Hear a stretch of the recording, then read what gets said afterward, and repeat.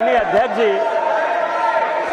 कांग्रेस या उसके समर्थक दल किस तरह से लोकतंत्र का गला घोटते हैं वो मैं उदाहरण हूं। मैं गांव में पैदा हुआ, मेरे माँ पिताजी आज भी गांव में रहते हैं। आज जब मैं पार्लियामेंट के लिए चल रहा था तो मेरी माँ आज एम्स देवघर में भर्ती है सर। उसने मुझे फोन किया कि बेटा यदि पार्टी तुमको मौका देती है तो आज इस बिल के बारे में जरूर बोलो।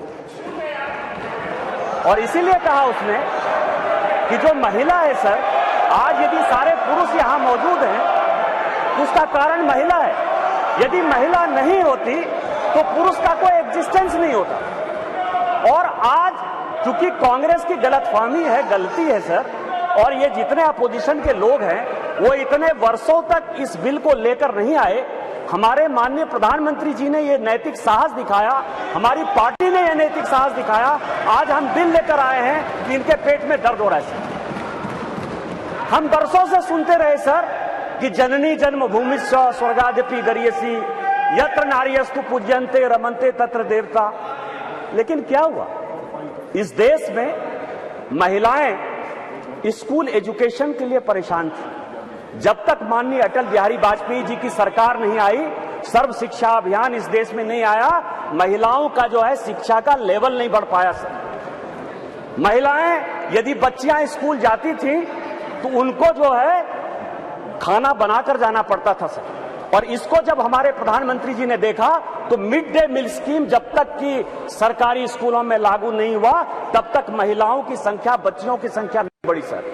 और उसके बाद जो सबसे बड़ा प्रॉब्लम था, इस देश के प्रधानमंत्री ने जो सबसे बड़ी बात की कि उनको सम्मान दिया सर। सारे स्कूल में, स्मृति ईरानी जी उस वक्त एचआरडी मिनिस्टर थी, सारे स्कूलों में शौचालय बनाकर महिलाएं कैसे अच्छा से पढ़ेंगी, बच्चियां कैसे आगे बढ़ेंगी, उसी का ये उदाहरण है। और उससे आगे बढ़कर आज जो कल से लेकर परसों से लेकर माननीय प्रधानमंत्री जी लगातार बोल रहे हैं कि सही समय है, यही समय है। और इसी समय पर आज ये ऐतिहासिक सेशन बुलाकर माननीय प्रधानमंत्री जी ने महिलाओं को जो सम्मान देने का काम किया, उसके लिए हम भारतीय जनता पार्टी के कार्यकर्ता गौरवान्वित हैं। और हम उनका जो है आदर और नमन करते हैं कि उन्होंने महिलाओं को आरक्षण देने का फैसला किया। सर मैं पढ़ रहा था, काफी बातें कही, मैं केवल 2-3 चीजें बताना चाहता हूं, फिर अपने विषय पर आऊंगा सर। ये देश इस संविधान से चलता है और इसका आर्टिकल 82, मनीष तिवारी जी यहां बैठे हुए हैं, कल से लगातार वो संविधान संविधान संविधान की बात कर रहे हैं। अभी सोनिया जी ने भी बोलते हुए बातें कही कि अभी क्यों नहीं लागू कर दिया, कब से लागू कर देंगे। ये देश संविधान से चलता है। मैं आर्टिकल 243D और आर्टिकल 243T, जिसके लिए कि उन्होंने बड़ा अपने आप को गौरवान्वित महसूस किया कि हमने पंचायत में जो है महिला रिजर्वेशन लागू किया, बड़ा अच्छा किया। लेकिन यह आर्टिकल में 243D और 243T हमने तो नहीं दिया। आप दोनों को पढ़ लीजिए, 243D और T क्या पंचायत में किस तरह से रिजर्वेशन होगा और म्युनिसिपल कॉर्पोरेशन में किस तरह से रिजर्वेशन होगा। आपने उसके लिए कभी ओबीसी की बात तो नहीं की। यदि इस आर्टिकल में यदि आपने डाला होता ओबीसी की बात तो आप जब करिए बहुत अच्छा, इतने वर्षों से आपको नहीं दिखाई दिया। उसी तरह से 1947 से लेकर 49 तक ये पूरा संविधान सभा चलता रहा। परसों से यही भाषण सुन रहे हैं सर। ज्वाइंट असेंबली से लेकर 1952 से लेकर आज तक चुनाव हुआ, कभी किसी ने राज्यसभा में रिजर्वेशन की बात नहीं की, विधान परिषद में बात नहीं की। आज भी राज्यसभा में शेड्यूल कास्ट और शेड्यूल ट्राइब को रिजर्वेशन नहीं है, विधान परिषद में शेड्यूल कास्ट शेड्यूल ट्राइब को रिजर्वेशन नहीं है। आप कौन सी नई बात केवल पॉलिटिकल एंगल के लिए ले आते हैं। आपने जब नहीं किया, जब तक आज तक जो है भारत के संविधान में यह कहा गया कि राज्यसभा में कोई रिजर्वेशन नहीं होगा, विधान परिषद में कोई रिजर्वेशन नहीं होगा। और जब माननीय प्रधानमंत्री जी और भारतीय जनता पार्टी इस बिल को लाती है तो आप कहते हैं राज्यसभा में रिजर्वेशन नहीं है, विधान परिषद में रिजर्वेशन नहीं है। आप पंचायत में कहिए कि कोई ओबीसी को रिजर्वेशन नहीं होगा, चाहे म्युनिसिपल कॉर्पोरेशन में कोई ओबीसी को रिजर्वेशन नहीं होगा। और आर्टिकल 82 है सर, जो एडजस्टमेंट ऑफ ईच सेंसस की बात कर रही है और सीट बढ़ाने की बात, सब पढ़ लीजिएगा इस आर्टिकल को। इसमें कहा गया है कि 2026 तक सभी चीजों को हमने फ्रीज कर दिया है।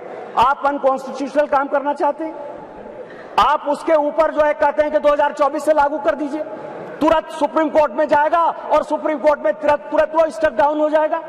क्या आप चाहते हैं कि महिलाओं को रिजर्वेशन नहीं दें? और जिस तरह से आप केवल राजनीति के माध्यम से इस महिला रिजर्वेशन को लॉलीपॉप बनाते रहे, घुमाते रहे, वही भारतीय जनता पार्टी करे। हमारे प्रधानमंत्री जी हैं जो कहते हैं कि जिसकी मैं शुरुआत करता हूं उसका अंत भी करता हूं।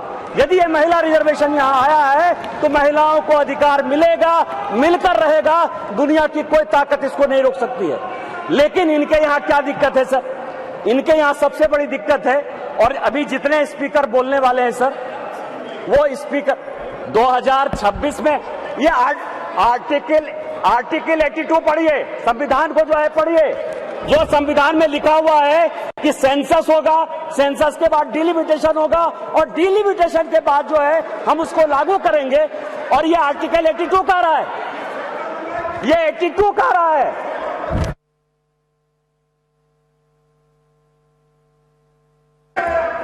सर पूरे देश दुनिया में कोरोना के कारण लोग मरे, माननीय प्रधानमंत्री जी के कारण आज 140 करोड़ लोग बच गए। इस पार्लियामेंट को चलाने में आप जैसे लोगों को क्या समस्या हुई सर? लोकसभा, राज्यसभा, लॉबी, सभी जगह सांसद बैठकर कानून पास करते रहे। भाई मरता था तो भाई का लाश जलाने के लिए कोई नहीं जाता था, पिता मरते थे तो पिता का लाश जलाने के लिए बेटा नहीं जाता था। उस कोरोना से बचकर हम आए हैं 2 साल के बाद। आप कहते हो आपने क्यों नहीं कराया, आपने क्यों नहीं कराया? कितने लोग थे जो रोड पर घूम रहे थे, कितने लोग थे जो खाना खिला रहे थे, सारे जगह के ट्रेन बंद थे, सारे जगह की स्थितियां बंद थी। भागलपुर पूरा जो है भारत जो है किस तरह के विकट परिस्थिति में था सर? माननीय प्रधानमंत्री जी 140 करोड़ लोगों को बचा के लाए हैं, और सेंसस जो संवैधानिक चीज है उसको जब हम लागू करेंगे तो ये लागू होगा। आज आप कह रहे हो क्यों नहीं लागू किए? देश में फिर से ये गलत तरह का माहौल पैदा करने की कोशिश कर रहे हैं सर। 2020 और 21 के माहौल के बाद, कोरोना के बाद कैसे सेंसस लागू हो सकता था, कैसे सेंसस हो सकता था? और माननीय गृह मंत्री जी बैठे हैं, हमेशा कहते हैं कि मैं कोई गैर संवैधानिक काम नहीं करूंगा, कोई असंवैधानिक काम नहीं करूंगा।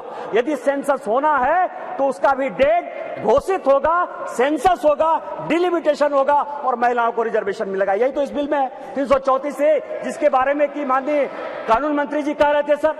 लेकिन क्या समस्या है कि ये अपने जो 26 पार्टियों का एक जो घमंडिया गठबंधन बनाया है सर, इंडी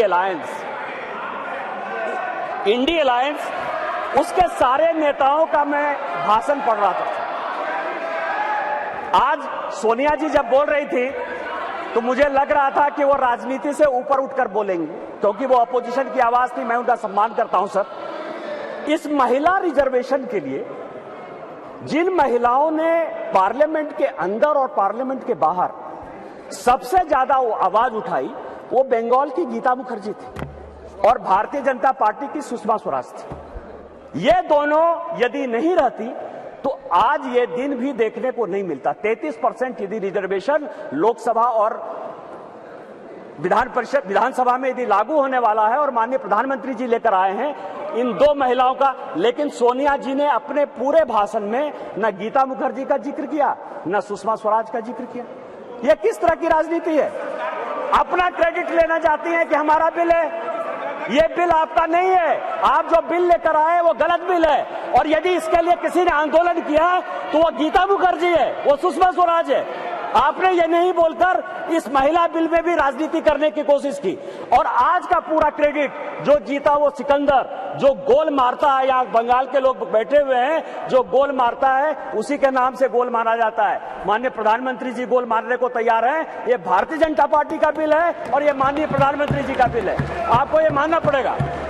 दूसरा सवाल है कि इनके जो अपोजिशन के लोग हैं सर, जो 26 पार्टियों का इंडी गठबंधन बना है, इसमें आप समझिए इनकी भावना कैसे है, महिलाओं के बारे में ये कैसा सोचते हैं? ये सोचते हैं, अब नहीं रहे, इसी सदन के सदस्य थे, राज्यसभा के भी सदस्य थे, इनके पार्टी के बड़े नेता थे अपोजिशन के, वो कहते हैं कि परकटी महिलाएं आ जाएंगी। क्या महिलाओं के लिए इस तरह की बातें होनी चाहिए?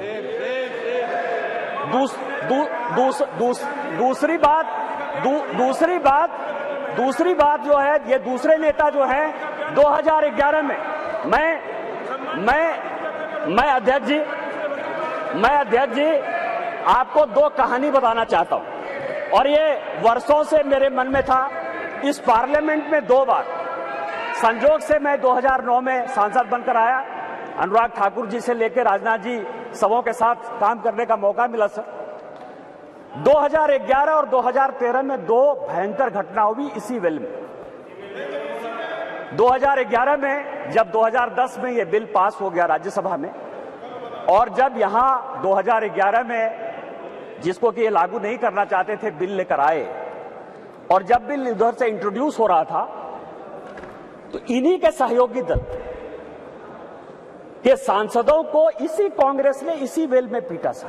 2 बिल था, एक महिला रिजर्वेशन का 2011 में, और 2013 में प्रमोशन इन रिजर्वेशन। और प्रमोशन इन रिजर्वेशन में मैं जब बात करूंगा तो ये पूरे के पूरे बेंच खड़े हो जाएंगे सर।